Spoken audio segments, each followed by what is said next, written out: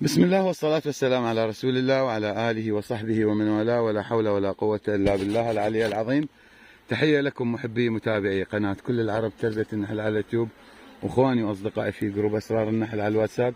ربي يسعدكم ويرزقكم ويعطيكم ما تتمنون، وامنياتي لكم دوم ان شاء الله بدوام الصحة والعافية والموفقية ورزق الوفير. ربي يبعد عنكم الغلاء والوباء، اللهم امين امين امين.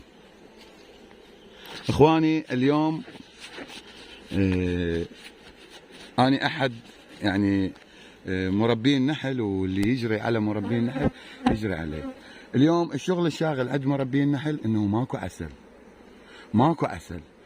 أنا واحد من الناس أصيح مثلكم، هم ماكو عسل، لكن أكو أرزاق الله سبحانه وتعالى الواحد يرزقه. يعني أنا قطفت القطفة الأولى الربيعية، وإن شاء الله راح أقطف اليوم القطفة الثانية. لكن كمستوى كمية العسل وأداء النحل في جمع العسل مثل السنين الماضية، لا، هاي السنة تختلف عن كل السنوات. هاي السنة الأجواء بالنهار معتدلة وبالليل شبه باردة، فالنحل هذا موضوع ثاني أثر. موضوع أول أثر عليه. الموضوع الثاني الأجواء معتدلة، استمرت الملكات بالبيض، استمرت الملكات بالبيض.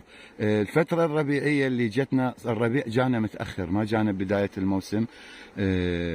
هذا كله تأثر به النحل.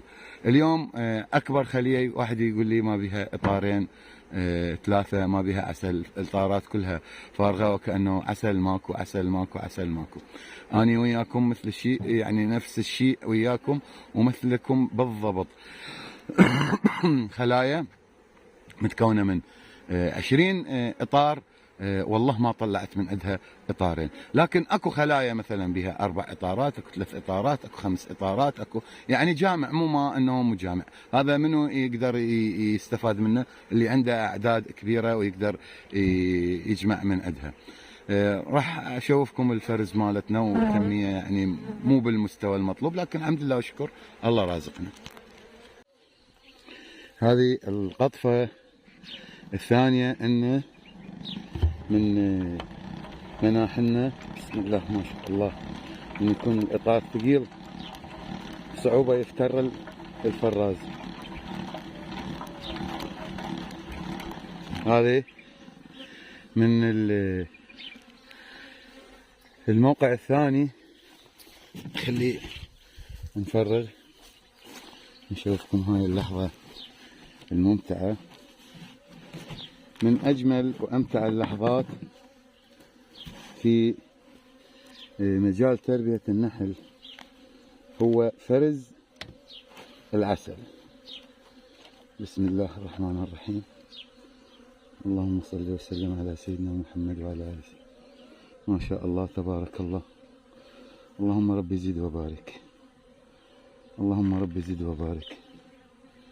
ما شاء الله تبارك الله. الحمد لله والشكر رب العالمين على ما أنعم به علينا ورزقنا من رزق ما يحمد عليه غير بس الله سبحانه وتعالى. الحمد لله، شكر لله وحده.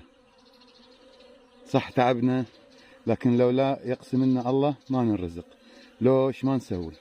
فالحمد لله والشكر رب العالمين على كل شيء.